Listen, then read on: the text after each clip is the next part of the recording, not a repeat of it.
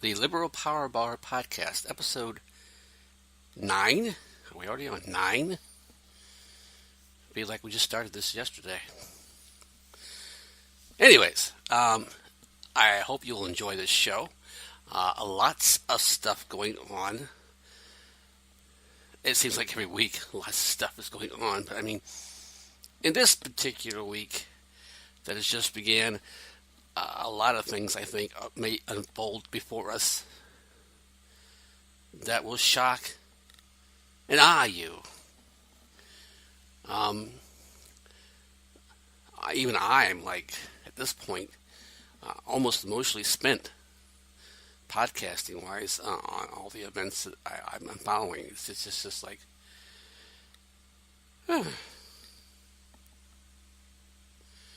it's hard. You pick one out of the hat. What's the top story today? Pick one out of the hat. What do you want? You want Russia? You want porn star affairs for 100, please, Alex? You want?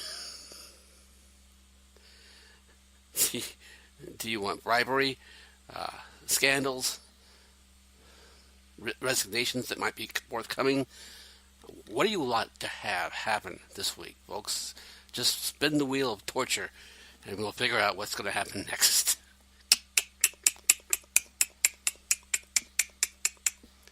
I'm sorry. That sounded more like 60 minutes.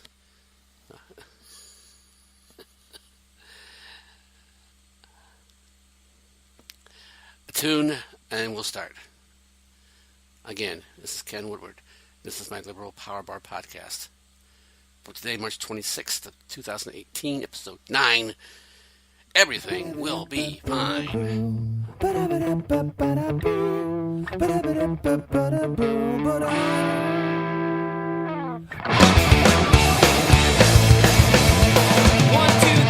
people are bad and they don't give a damn what they do or who they hurt. They go through their lives and don't apologize for the shit that they've disturbed. They don't bother me at all, cause I know quite well when their lives are over and they've done what they've done, they're the people that are going to hell. Some beat their wives, some pull out a knife, stab a person or 2 or 3. No repercussions and no one that can touch them and they get away scot-free. But that's not the case, you see, and I'm glad to tell.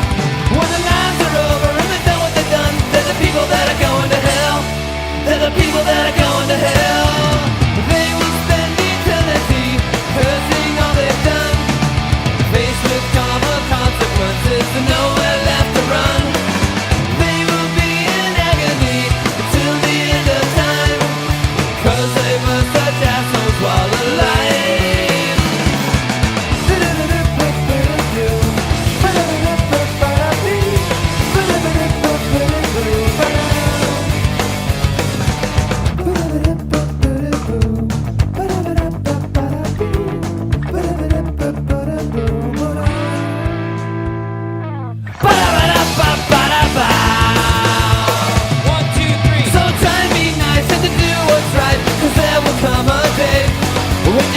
You make her and no one you can take it no matter what they say.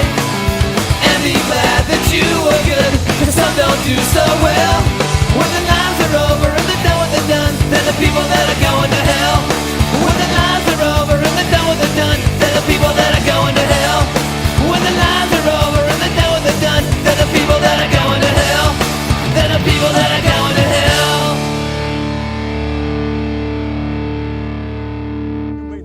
Of God, but surely you're a man of peace. I may not be a man of God, Reverend, but I know right, and I know wrong, and I have the good grace to know which is which. Oh, fuck off, So what's grasshopper. big in the news? Well, a huge story unfolding right now. Several packages with explosive contents in them being sent to several military installations in the Washington, D.C. area. The police have at this point ruled out the Austin Barmer as being the perpetrator. That's relieving since he died like a week ago, but that's a hell of an investigation team they have out there in D.C. could it be the same asshole was sending, what was it, white powdered substance, starch stuff, substance to the president's family and claiming it was cyanide or anthrax, probably anthrax. Might be. Here's someone who I think the police have not caught yet, so it could well be him. Could well be the same person who's trying to terrorize Melania and Donald Jr. We don't know yet. This will be an ongoing investigation, I'm sure, and it would normally be the first thing being discussed tonight on every news media outlet in the country, except for the fact we don't live in a world right now where that's top story.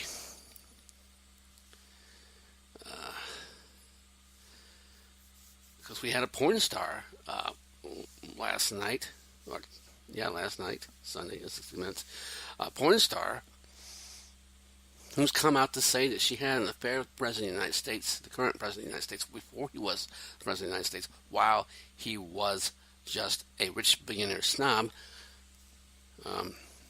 golfing in a Lake Tahoe golf tournament. And I think I've mentioned this. I'll mention it again. It's not a point of pride, but it is a point I can make that I was out there. I was out there in 2006. I was a dealer / pit supervisor at a casino in Lake Tahoe in 2006. I was well aware of the celebrity drawing that came from the Pro-Am golf tournament that occurred there.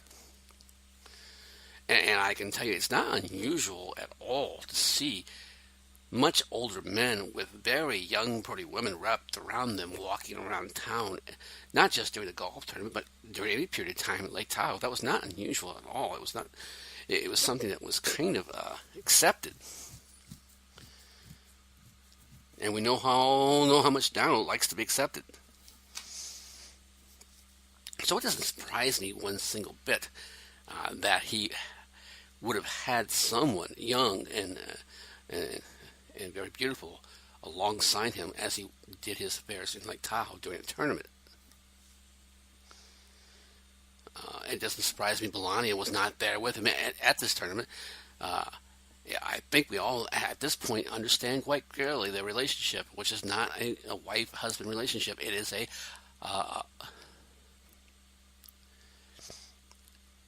a relationship of convenience for both.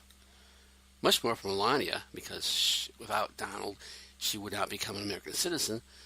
So obviously she has much more to lose by pronouncing this relationship to be what it is, whereas Donald has much less to lose. He has nothing to lose. He has, if he dumped Melania tomorrow, there's tons of Russians wanting to be wives, or Asian, Slovenian, I should say, and that region has a shitload of women just waiting. Hell, they're willing to fucking give it all up for somebody like me who makes only $40,000 a year. What do you think they're going to do for a guy who makes, millions a year?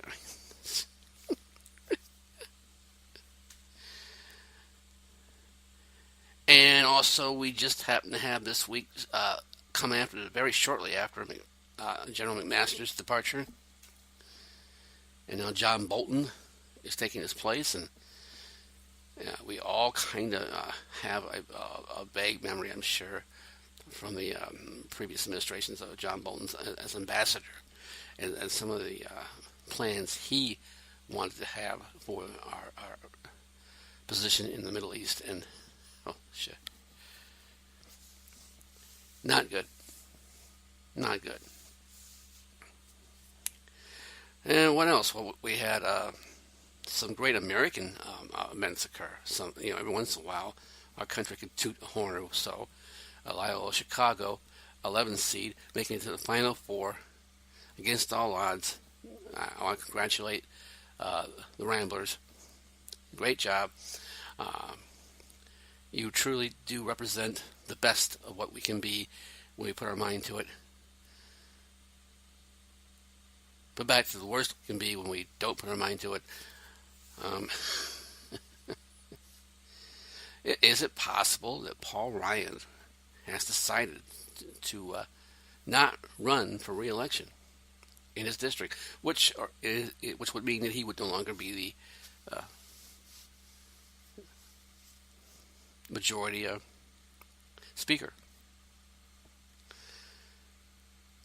The only thing I think about this is why he would do this is because I think he sees the storm coming. It ain't stormy either, by the way, folks. It's a real storm. It's a shit storm.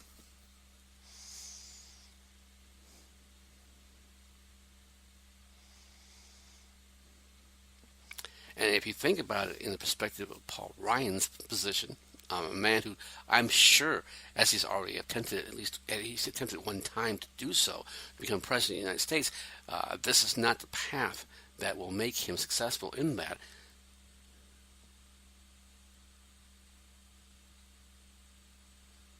Ever. It just won't. This is not the path. You don't take the Lyndon B. Johnson path here. No. Because Paul Ryan wants to be president of the United States, not just for a short term, but for a long-term period of time where he can make actual changes that he wants so badly to make. And I think he's seeing, like the rest of us are seeing, there's a conclusion coming here. It's a slow-moving train wreck, but it is moving forward. Jared Kushner now, his time is so short that I don't even know if it's worth discussing how long it will take for he's kicked out and jailed. If you think that Manafort's illegal proceedings were bad, it may turn out that Jared Kushner may have them all beat. He may well be the one who probably could have cleaned up more than any of them, who was putting himself in a position to clean up more than any of them financially. And he had good reason, because he was failing financially before this election campaign of Donald Trump. His father's began, his stepfather, his father-in-law began. We are now finding out how bad Jared Kushner's financial situation was, and now we're finding out that he may well have taken millions of dollars in loans, hundreds of millions of dollars in loans,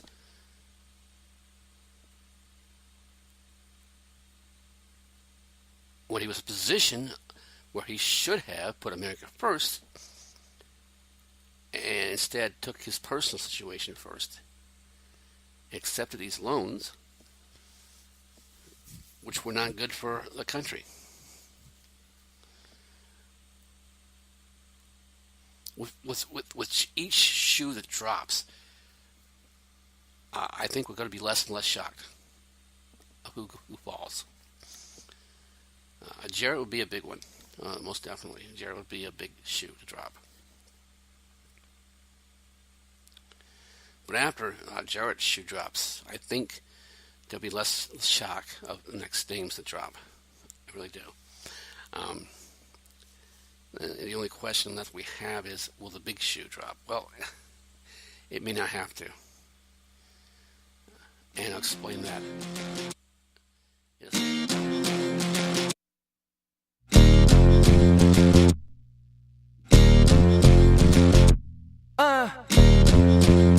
Running out of faith. Be careful who you tell. I'm running out of faith. Be careful who you tell. Whoa, whoa. It's blacking in my name. The army never came. There's water under the bridge. Be careful who you tell. Whoa, 'cause you gotta look in the eye. And you gotta love your way up.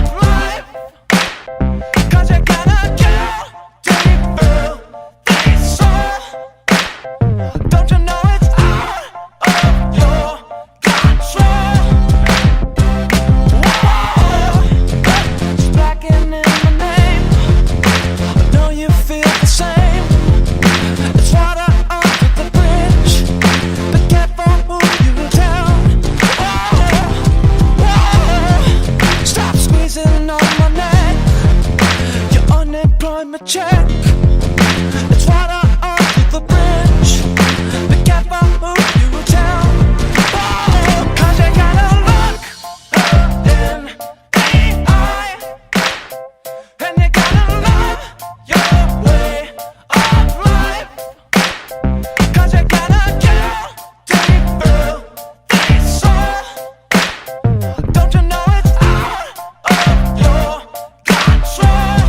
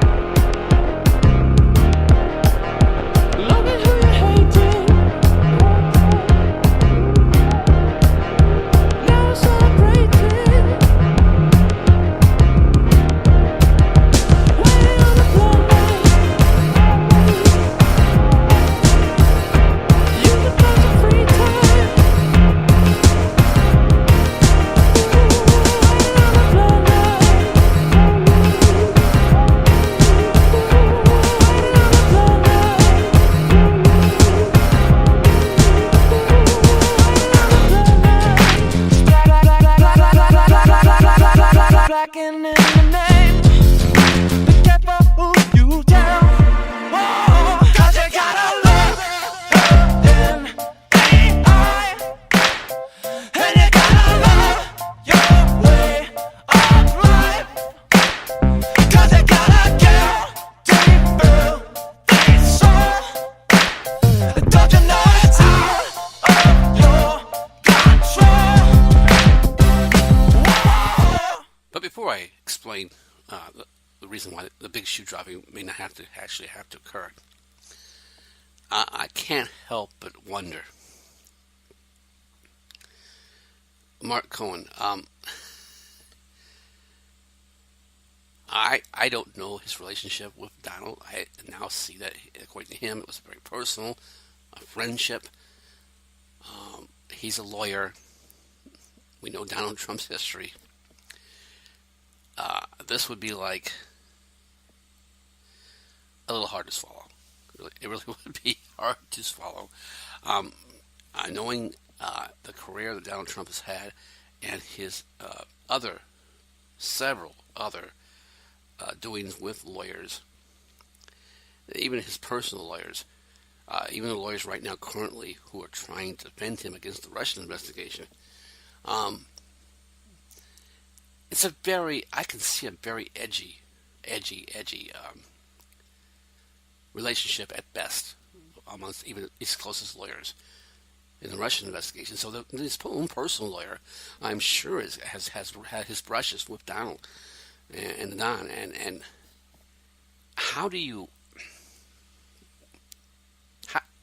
I guess how do you circumvent someone who believes they know more than you when you know damn fucking well you know more than him? How do you circumvent that? How do you get around that? How do you make that relationship work?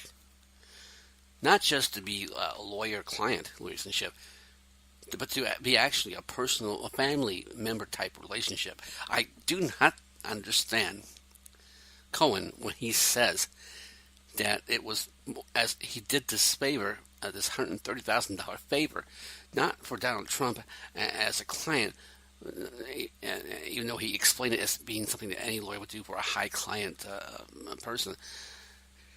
He went on to say it was as a friend, a personal situation. It's incomprehensible to me, to tell you the truth. And, although I am to understand he's been his personal lawyer for quite some time, through quite a lot of Donald's life, and we all know if you were a personal lawyer for Donald Trump for anything more than even a couple of years, you've seen your share of shit, and I'm sure he's gotten out of a lot of shit. And maybe from that does come a close personal relationship. But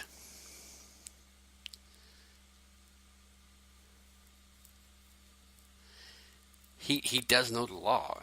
I assume he knows the law. But he makes a huge error for someone who does know the law when he goes out on record and saying that I did this of my own personal accord, and my friend, and happens to be my client, did not reimburse me for this effort I made to give this porn star $130,000 in exchange for a non-disclosure agreement, which, by the way, was only signed by Michael Cohen and not Donald Trump. So to look at that agreement, you would have to say the agreement was made between Stormy Daniels and Michael Cohen.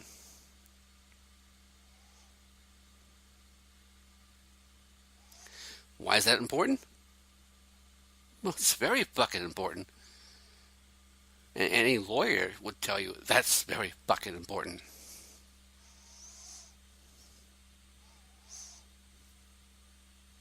And it really brings into question why Donald Trump, not Michael Cohen, Donald Trump, is suing Stormy Daniels for violating that NDA.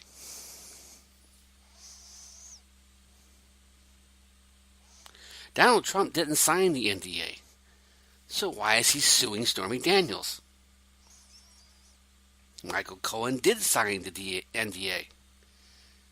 But why didn't Donald Trump sign it? It was a non-disclosure agreement. Do not discuss the facts of a possible affair. And I'll put it out there, it's still only a possible affair. I watched the interview on demand on my cable station this morning. I can tell you I can read faces pretty well sometimes, and I can. And we'll get back to that for a second, Stormy Daniels. But, let's assume for a second, she's telling the truth. Why is it Donald Trump suing and not Michael Cohen? Unless Donald Trump reimbursed Michael Cohen the $130,000. Then it makes sense, and then it becomes a legal situation where, yes, Donald Trump now can sue Stormy Daniels and not Michael Cohen. Why is that important? Because it's huge. Just to quote down, it's huge difference between Michael Cohen suing Stormy Daniels for $20 million and Donald Trump suing Daniels for $20 million, because Donald Trump can and has the financial backing ability to sue for $20 million. Michael Cohen doesn't have that same financial foundation to do that. Because with every lawsuit for that kind of money is a counter lawsuit coming, and we know it's coming. It's going to come. If she's telling the truth, it has to come. If she's telling the truth and they sue her for $20 million, if Donald Trump sues Stormy Daniels for $20 million for breaking that NDA, and she believes that NDA is not valid, then her lawyer has no other option but to countersue Donald Trump for false accusations.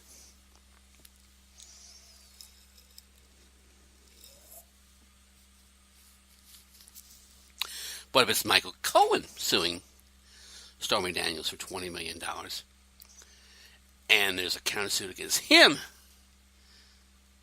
I think you can see Donald Trump can handle a $40 to $60 to $80 million to $100 million countersuit.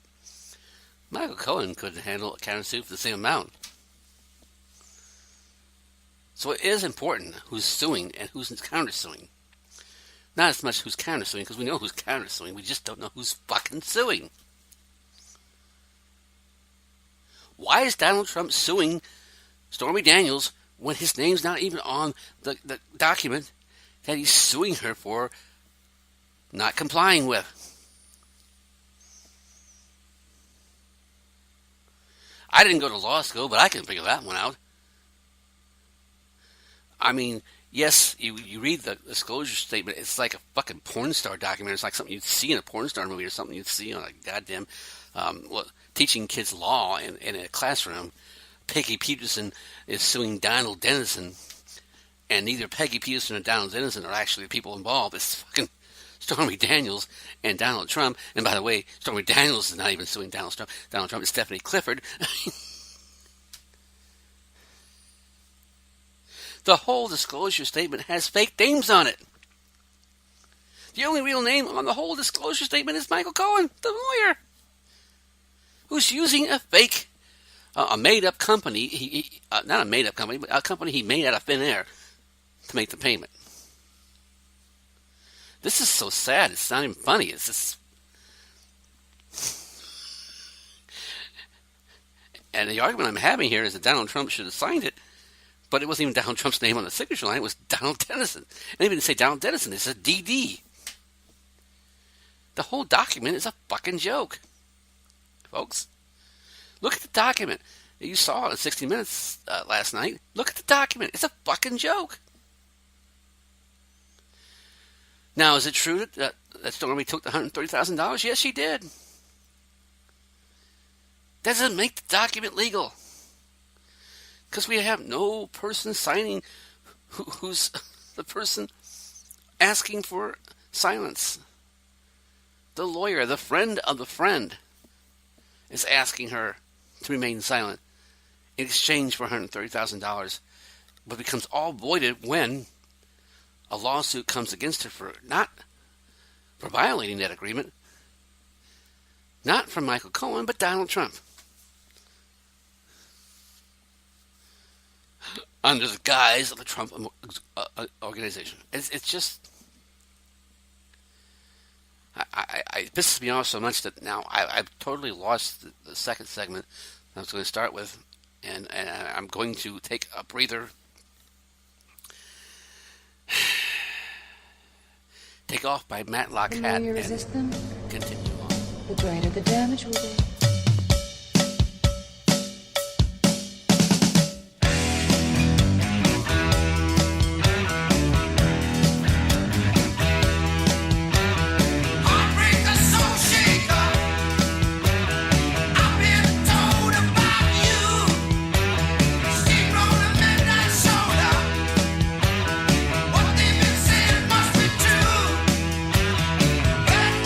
Mama, velvet charmer.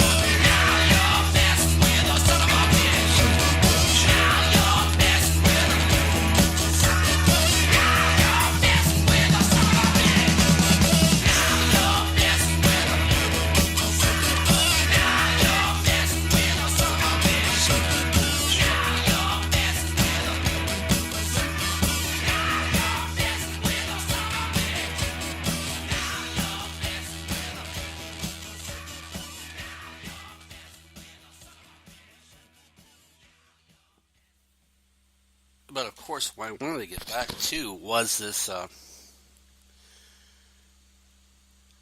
what would be a bombshell?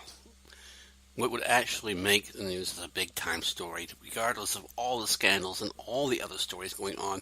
This one would actually, in even our times, be considered huge. And that's Paul Ryan deciding not to run for his position in government, and therefore resigning his post as the majority Speaker of the House, the Speaker of the House, and giving that position to Steve Scalini. And that Steve Scalini's story in itself would be a huge thing to talk about. It brings up a whole the position how he's gotten there. His story itself would be huge alone, becoming Speaker of the House, and it would bring up the gun control issues again all over again. But barring that aside, not to go on to a tantrum in that direction, which maybe we might be able to do if this actually becomes true. I'll say that for a point in time if it does. When we cross that bridge, we'll get there. Okay. But the fact that it's even being discussed among pundits in Washington that Paul Ryan's considering jumping ship, that's the biggest jumper of all. You better get a big-ass lifeboat ready for him, because that after he jumps, it's just going to be a shitload behind him. You think you're seeing people right now getting out of the White House, jettisoning themselves from the White House at an alarming proportion. Speaker of the House leaves? Look out. It is the one position, by the way, that Donald Trump can't control. He cannot tell Paul Ryan to stay. He cannot fire Paul Ryan, and he cannot name his replacement.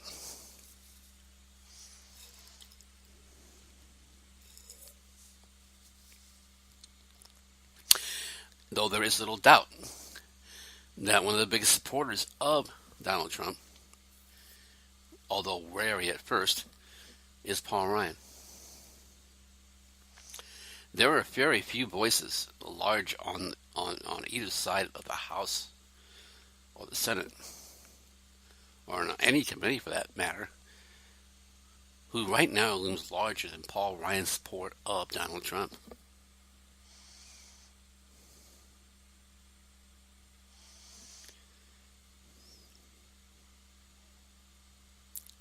And that's saying something, that even the largest supporter is thinking that staying on his position with Donald Trump could be the equivalent of political suicide. And when you think about it, most of the people still left at Donald's side really have nothing to lose. They have never been popular in our political forums. They have never been the best choice on their party's side. Rick Perry was laughable, in my opinion, as a presidential candidate. Ted Cruz is hated by almost everyone in civilization. Steve Bannon was a vulture. Jeff Sessions is you're more likely to know Jeff Sessions from your Saturday Night Live skits than you are from real life. And guess what? There's not much big difference.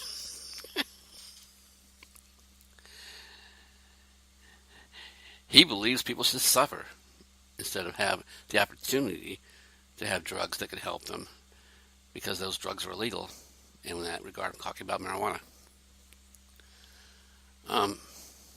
The whole charade, really. The whole charade has been held up, for the most part, by Paul Ryan. The whole health care can be improved if we just get rid of Obamacare. The whole, I'll put up putting a wall up if I get the means to cut major social programs. It's all been Paul Ryan, really. It really has. It's not as much been. Yes, Trump is the bad guy, and he deserved to be considered the bad guy for some crappy decisions he's made. But many of the decisions he's made would have paled in comparison if, say, Paul Ryan had been elected. Mike Pence, John Kasich. We have this new movement now saying John Kasich is the better alternative to Donald Trump, which is saying I'd rather have cyanide than lead poisoning, I guess.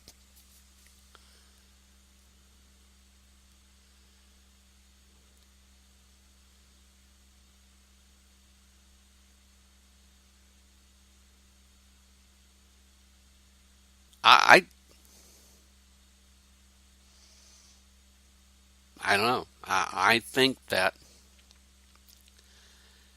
we're heading to an end to this, and I don't think it's going to be pretty, and I don't think it's going to be anything we're all going to enjoy or say, yeah, look at that, Trump got his shit, dude. Trump got his. It's kind of like The Walking Dead. Negan got his. Still, we have this fucking world that's tore apart, and what are we going to do with it? You know? There is so much work left to do to fix this country and this world. And we keep putting these dumb fucks in charge of the plans. And can't not help but wonder, why is nothing getting done that should be getting done? We should all take a huge cue from Parkland and its kids. A huge cue. Because they decided, you know what? We're not going to take this shit anymore. And we're going to go to the streets until we get what we want. And yes, they didn't get what they wanted. That's clear.